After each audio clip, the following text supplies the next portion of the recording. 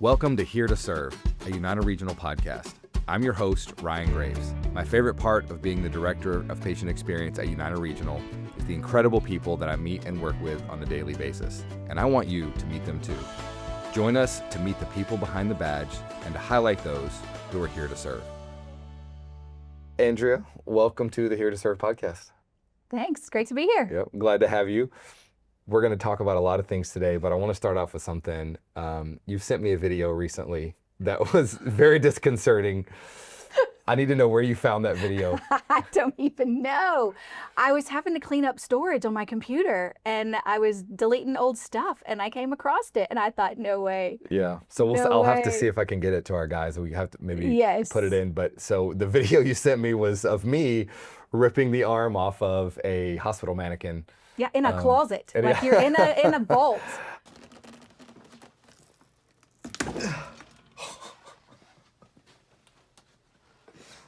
I knew that video was going to come back and get me at some point. So here's the story. We haven't got to talk about that. I saved it. I'm like, I know I'm going to talk to her soon. I haven't even told you the story behind this video yet. So Andrea sent me a video randomly and said, "What in the world?" And I was at church and I opened it up and I just busted out laughing. It's just me just like yanking on a mannequin. It was barbaric. It really was. And it got out of hand because it was never supposed to be that way. But long story short, Simeon and I, who was the media manager at the time, or I'm not sure the exact title, but were asked to create a funny video. And when they said, hey, we need a silly, funny video when we roll out Epic to the front line, we're just like commercial for Epic being like a sidekick for all the staff. Yeah. And they said, you guys be creative, have fun, world's your oyster, get after it. And so one of the ideas we had was that we wanted the Epic computer to have like a face and a mouth and to be able to talk to the staff. And then we, from there, said, well, it needs an arm so that it can like high five the staff. And so we went over to the education building. And I think it was Laura, whoever was there. Maybe it was you. I don't remember. That's probably 5 or more years ago. But I said, hey, do we have a mannequin over here that we could I thought we could like remove an arm. And they said, no, they're not removable, but we have one that's like gonna go in the dumpster if you wanna just take an arm off. It's much harder to get an arm off a mannequin than I thought it would be, first of all. Second of all, it was a little mannequin. It was a baby. Yeah. And then third of all, I'm midway like trying to get this arm off and I look up and Simeon's over there with the camera like laughing. And I remember thinking like, this is gonna come back and haunt me someday. And apparently today's the day where it's coming back. But it was a little arm. So that's like Saturday Night Live-ish skit with the little hands. Yep. And then I haven't seen the video that actually, the video that was produced from it, but I remember like people were like high-fiving this little tiny hand, it was on the side of the computer. And I had very Kristen Wiig vibes. Have you seen the Kristen Wiig with the little hands? Yeah, yes. That's the vibes it ended up with. So anyway, that was great. I had forgotten all about that. Yeah, I'm glad I passed it along to you. Yeah, it was. But I did save it. I did not delete it. The video may not be done haunting me. Tell us who you are and what your role is at United Regional. All right. Well, I'm the Director of Clinical Education. I've been at United Regional for, next month it's 33 years. 33. Yeah. Goodness gracious. In April will be 33 years. I started out as a CA or a PCA, went through nursing school, was a nurse in our nursery, in our neonatal center. That got me through the first half of my career. And it's hard to say that I've been away from the bedside for about the last 15, almost 17 years, I think, doing education.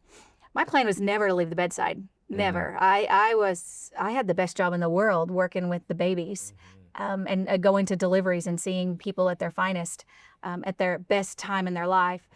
But there was some times that I was missing things with my kids because working shifts and weekends and holidays. And most people know about me, some people may not, that I have triplets. And so, you miss one thing and, there's no do-overs with that. I don't get another round at that. So I was just missing some really important stuff. And so I thought I need a job that's going to allow me to do what I love to do, but also be at home when I need to be at home in the evenings and weekends. So I went back to school, got my graduate degree from TCU, and became a clinical nurse specialist and started doing education work and clinical nurse specialist work for women's and children's, which led into education. And I always thought I'd go back to the bedside. I never wanted to leave. And people ask me all the time, do you miss working with the babies? And the answer is a resounding absolutely every day. There are times that I wish I was still over there, but at the same time, I'm where, God put me. Right. So anyways, the director of education, we're overall house-wide education. We kind of have a hybrid department, which is not that uncommon in healthcare anymore, where I have a centralized education department, but we also have educators in each of the divisions that have a dotted line to me, and we collaborate really, really well together. So we've got subject matter experts in every division that work through us, and then we also have house-wide educators. So that's my job. Yeah. And then there's other duties as assigned. You have many of those other duties. That's one of the downfalls of being creative and doing a good job is you get assigned all kind of other things. I wanted to point one thing out you mentioned, and I've had a similar career path, landed in a different place, but very similar. Started at the bedside and never really thought I would leave that, but I wanted more stability for hours, which is what pulled me away. But it's led to a whole other career path that didn't even exist, to be honest. When I moved, this director of patient experience thing didn't even exist, when I moved into patient advocacy. But nursing is interesting that way. Anytime someone asks me about nursing, would it be a good career for me, for my personality, et cetera, one of the answers I always give them is like, man, nursing is one of those careers where the sky's the limit. There's no one way to do nursing. It's just like so many different paths you could go down, and it's expanding now with the. I've visited with Nomi not long ago, but I mean, you move into Epic or EMR world, IT, IS. I mean, it is just ever expanding for nursing, what you can do. Absolutely. And I think you mentioned creativity, but it really just has your imagination is really because there were no clinical nurse specialists when I finished that degree at TCU. There were none at United Regional. There were none in North Texas. And it was something I had never heard of before, a CNS. In fact, I'm sitting in orientation at TCU and they kept talking about CNS, and the only CNS I know is central nervous system. Right. And I'm like, this is a degree that I can teach. That was my intent. I was going to go to work at a college and teach. That was my whole plan. And then the more that I got into the program and realized what a CNS was and how they were, expert clinicians, but researchers and educators and advocates for nursing, and that liaison between physicians and nursing, I thought, this is exactly what I want to be, but I want to be it at the hospital. Right. So I wrote a job description and said, I think the hospital needs CNSs, and this is what we can do. And the leadership approved it. And side note, there was no funding for this type of position, but when I wrote it and I submitted it and they said, yeah, this is something that we think we could use. I mean, in one project, I found $175,000 worth of missed charges that we could have captured. And that's the kind of thing that a CNS does. They said, yeah, let's do it. And I said, well, there's a hitch. I have to pay back this grant to TCU because it was a fully paid grant to go to school there for becoming a nursing instructor. So brought that back up to the CNO at the time, and she brought it up to senior leadership, and they said, okay, we'll pay it back. So I didn't have to leave the hospital to go teach. I got to be a CNS at the hospital at the bedside. Awesome. And that was thanks to our leadership, partly because I just had the guts to ask for it, but mostly because they saw the future. They could envision it with me. Well, and I would say you helped them. I think that's one of you have many strengths, but one of your great strengths is your creativity and vision for what could be, and then the courage to then step out and go, hey, let's see what we can do here. We can do this. Let's try it. And I think that's something that I'm curious. Were you just kind of always wired that way? Do you think you developed that over time? It's something I aspire to be more creative and more like, let's step out and do things. And I think I always was. My dad was a really, really creative person, real musical, artistic, and I'm not artistic by any means. I do play the bass guitar, so I am musical. I didn't know that. Okay. But I think I was just wired that way. Even like after the '79 tornado, I was in second grade, and I can remember going around collecting things, thinking, this is the best. Yeah. Like, these are toys that aren't mine that I get to keep. The most Andrea thing I've ever heard. Takes the tornado and was like, hey, this is an opportunity. It was a great opportunity to get new stuff and to build a new house. And yeah. Fantastic. So I think I was wired that way. Okay. Mhm. Well, that's helpful, because I sometimes wonder, like, man, how much of this can, and I'm sure that you can develop creativity and be taught creativity and all those sorts of things, but there's certain people that are just wired, that they just think that way and Yeah, see that you know, way. I think people have it in their heads. They just don't know how to get it out. And I so agree. I think that's what is the art form, is being with people and getting it out of them. Yeah, and So you do that very well. We'll get into shared governance a okay, little bit all later, right. but I've watched you do that over the years. Anytime, I'll tell you right now, anytime I'm stuck creatively, and you're probably sick of this because I'm probably not the only one that does it, but I'm like, I bet Andrea will have ideas, and I'm going to call you up, and you always just start, well, what about this? And it's a gift for sure. So speaking of creativity, I want to ask you one of the coolest things I have seen, maybe, I mean, since I've been at United Regional, one of the most just innovative, creative, problem-solving things has been the residency and the apprenticeship program that you guys have been working on. I mean, I brag about this. I had nothing to do with it. I've literally had nothing, and I brag about it all the time. I'm like, well, you should know about our apprenticeship program. Tell me a little bit about where that came from. Well, what it is, first of all, where it came from, how it's morphed into kind of a whole thing. And so just Yeah. fire away. Exciting stuff. The apprenticeship came from a call that I got from Mary Rivard at Vernon College that said, hey, she had gotten a call from somebody at Texas Workforce who had some money allocated to apprenticeships in healthcare, which have never existed before. So we went to Austin and we met with the Board of Nursing, the Department of Labor, the National Department of Labor, with the Texas Higher Education Coordinating Board, and got permission to use these Texas Workforce funds. It was a write your own. Like, we had to build our own apprenticeship. There were no rules other than it had to comply with the Department of Labor. Now, I don't know about you, but I knew nothing about apprenticeships other than that plumbers and electricians do it. That's about all I knew. So I first had to learn about what are apprenticeships and what are the Department of Labor requirements. And really it's 2,000 hands-on hours is what is required of them, and they have to be paid hours. So since it had never applied to nursing before, and prior to that, it was not legal to pay nursing students for clinical training time. So when you and I were in nursing school, we couldn't get paid for our clinicals. So this opened up the door for us to be able to hire senior nursing students. This is the way we wrote our program. And there's probably others now that have developed. We were the first one in Texas.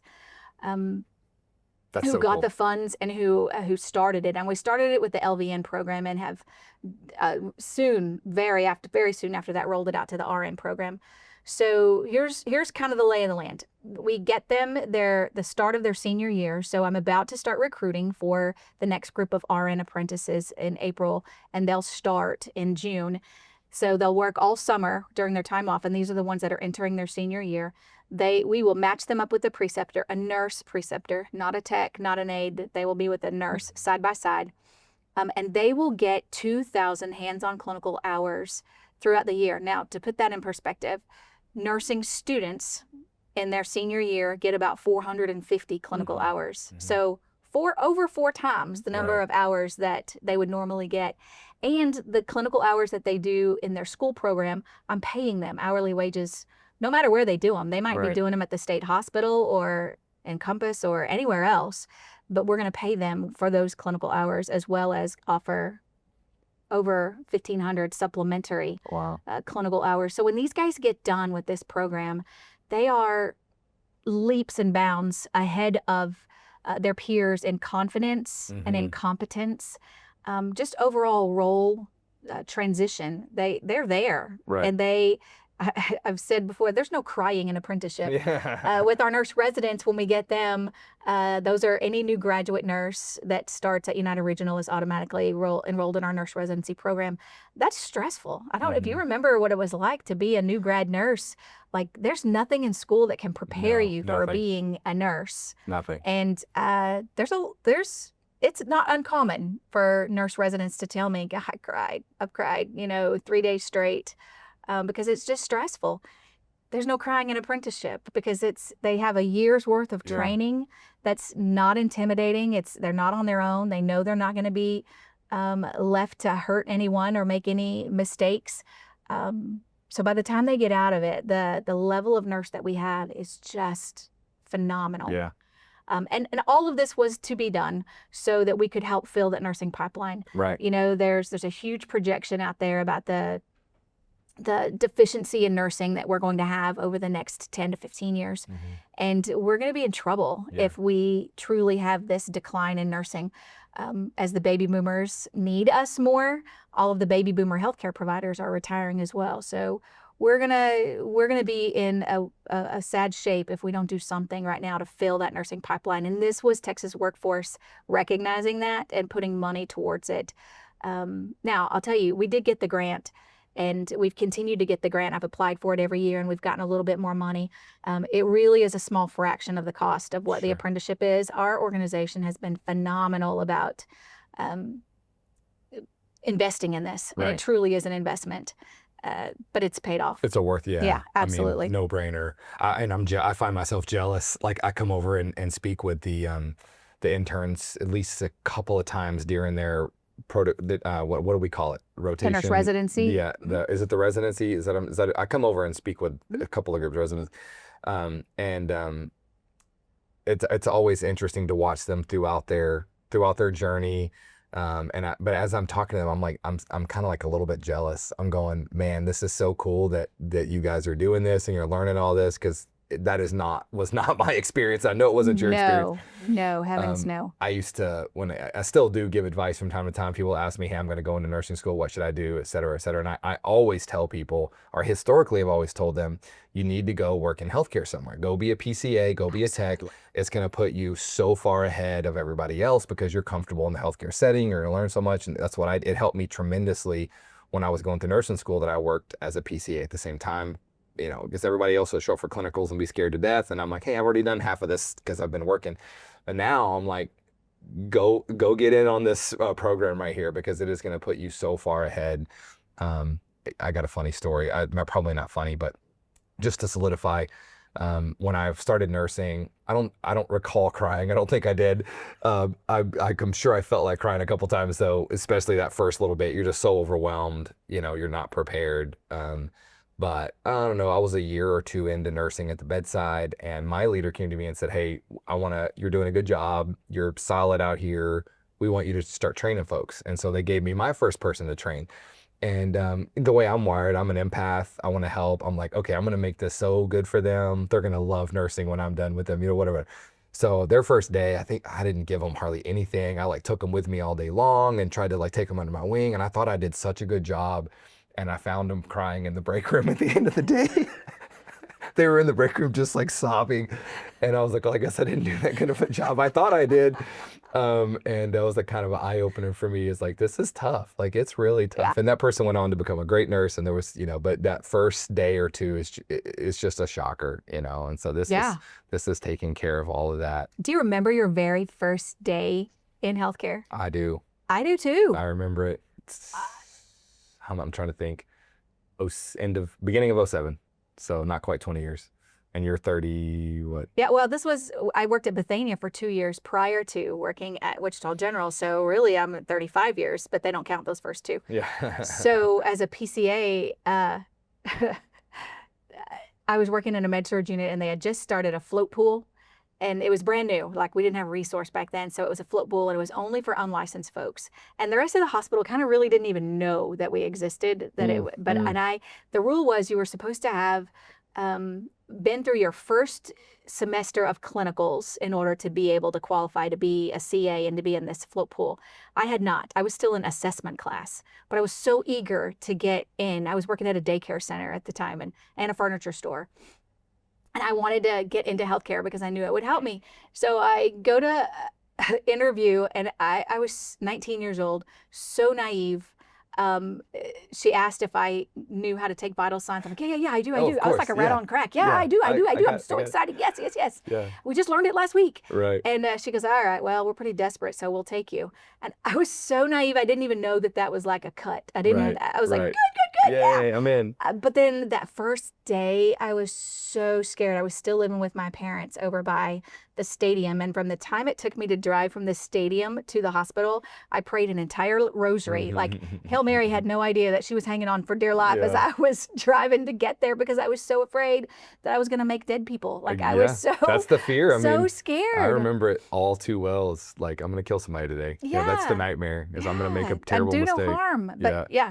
But and I didn't know what I didn't know. But you jogged my memory. I forgot all about this, but I was thinking of my first day of nursing, but I was thinking about my first day of PCA. So that would have been, I don't know, 4 years before that. But I walked in, since I was a nursing student, I walked in as a PCA to this, it was a South Texas facility. And they said, you know how to do vitals? And I was like, yeah, I know how to do vitals. I'm a nurse student. You know, I'm level 1 nurse student. And I did vitals on the whole floor and didn't take any respirations. So I had blood pressure and pulse, and I was like ready to document. And then I looked and I was like, oh no, I didn't get respirations. And started over, going back and got respirations on everybody, but I didn't tell anybody. I was about to tell anybody that I went through the whole floor and didn't get any respirations. So I have a very similar story. My preceptor when I was a CA was, we were going room to room to room, and she was that nurse that just kind of floated into the room and it just took care of everything that she needed to do. Well, I hate those people. She would do their vitals and then walk out of the room and write them down. And so I thought, when it's my turn, I'll do the same thing. I walked into the room, did the vitals, and walked out. She goes, okay, what were they? And I'm like, nah. The door has like a memory wipe on it or something. Yeah, no idea. She had to go back in and retake them for me. No doubt. Yeah.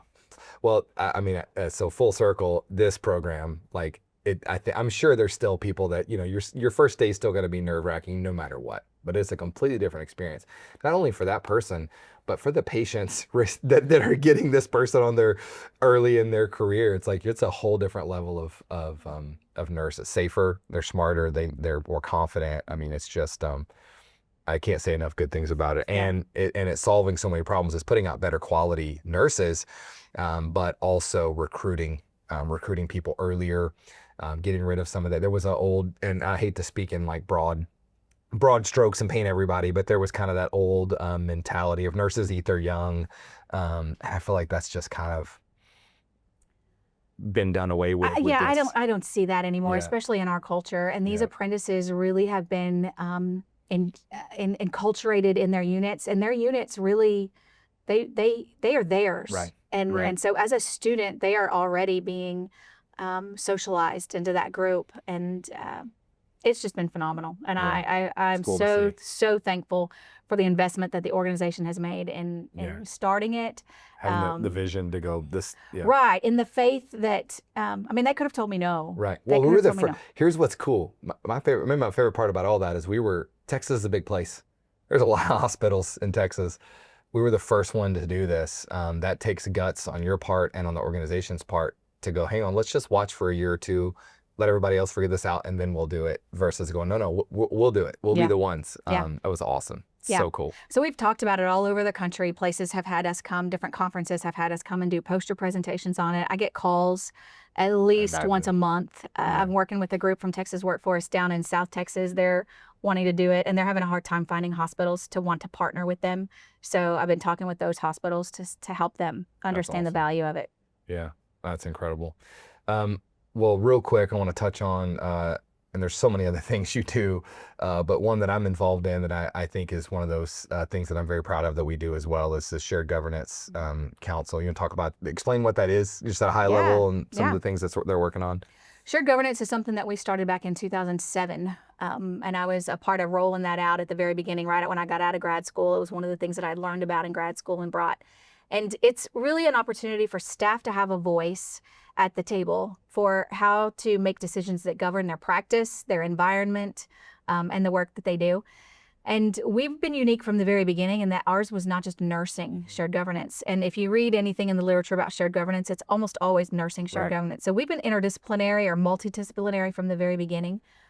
And this last year, this is the only hospital that I have ever heard of rolling out shared governance councils or unit practice councils throughout the entire organization, which is fabulous. So what it is we meet once a month in shared governance, and these are 2 representatives from every unit, just about. And then respiratory radiology, pharmacy lab, all of the support services. And we divide up into 3 different councils. The People Council, which I lead with, is all about the people, all about professional development, rewards and recognition, retention, those kinds of things, engagement. And then we have a Quality Council, which is the one that you're sitting on with, which is about service and quality metrics, making sure we're taking great care of patients. And then the third one is Community, which is a new one this year. Yeah. So really, really excited to see what that one does about Same. bringing the community, our awareness about community needs and helping the community know more about us. Yeah. And then we also have a hospital user group, which is our informatics type of group. So they meet once a month for half the day, and they come up with amazing projects. And it's really having them be the voice and the hands and the feet of the people that get things done. Yep. It's been miraculous, amazing to see how many people have been in shared governance and then have become leaders after that over the years since 2007. So it is a leadership development opportunity for staff too. Yeah, I totally agree. I've watched that and seen that, and you can kind of also, when you're working, you can start to pick out like, hey, this person is a natural leader, right? They care, they want it, they're leading already. It's cool to see. Well, I know all of those things are a tremendous, they don't just happen. They're a tremendous amount of work behind the scenes. You've developed what I would call just a crack team in the education department. And you guys do so many things across the entire organization that is very much appreciated. So thank you for all that you do, all that you're doing. Anything we haven't talked about today that you're excited about, or anything upcoming that you wanna share? We do have an upcoming symposium. I'm not sure when this is going to air, but September 24th and 25th, we have the Advances in Healthcare Symposium that's going to be phenomenal. But the only other thing that I would say is that anybody watching this who is in healthcare, I don't want anybody to underestimate the influence that they have on people's lives. Like we have, and you've said this before, that healthcare is sacred. Sacred, yeah. And I totally believe that. And if you were to see people's lives on a timeline, like in history, you remember there's all those dots on the timeline and the significant events, and things changed. Right. And so I think all of us have a life with dots on it, and you could probably name those dots when things changed. You know, when you graduated high school, that was an event. But a lot of those dots are related to healthcare. Amen. You know, when you had your first kid, or when your dad got cancer, or when your mom had her heart attack, or when, you know, there's a lot of healthcare dots, because things are different before and after dad died. That's a big dot. That's right. You don't forget the things that are on that dot. No. You know, my dad dying in our hospital years and years ago was one of those dots. And I remember the faces, the names of everyone that cared for him 35 years ago. Yeah. And I can remember what they said to me, and I can remember how they made me feel. And I think, you know, they don't necessarily, you know, if we are those healthcare providers, we don't necessarily remember. It's not a dot on our timeline. It's just another day at work. But I don't want anyone to underestimate the influence that they've got on people, on really impacting their lives. We are in a field that we are those dots on those timelines, and we have an opportunity to really make an impact in their lives, whether we realize it or not. And so I want everyone to just take pause and recognize that every conversation that they have in that day is going to be remembered by someone for probably their lifetime. Andrea, that is so well said. Could not agree more. I would even take it and say people measure time from those. You notice those big events, people are like, well, I had my surgery in 07, so that would have been 08. Absolutely. Like, it's that big of a deal getting, you know, having a healthcare experience. People literally measure time from it. ACB, I mean, you know, it's like that before big, surgery, after surgery. Yes. It's like that big of a thing. People remember, and they'll remember it for the rest of their lives. And I get those calls frequently, good and bad, where they'll talk about something that happened 10, 15, 20 years ago. But the way the way they treated me, the way they made me feel, good or bad, that it's with them for life. It's your choice. It's with them for life. And so that is a great place to end, and I would wholeheartedly agree. It is sacred. So I tell people often, my heart is going to determine what comes across in this room when I walk in there. And my heart, I decide what's in my heart before I get in the building. So, you know, I got to decide before I get here, you know, no matter what's going on in my life, I'm about to have some sacred conversations today. I don't want this person to remember this for the rest of their life. in a negative light, Right. right? That they deserve better than that. So Yeah. awesome, Andrea. Thank you for sharing that. That's clearly in your heart. It comes across in everything that you do. Well, we are blessed to do what we do. Amen. Amen to that. Well, thank you for coming on. As always, enjoy visiting with you. I'm sure Absolutely. I'll talk Thanks to for you again having soon. me. Yes, ma'am.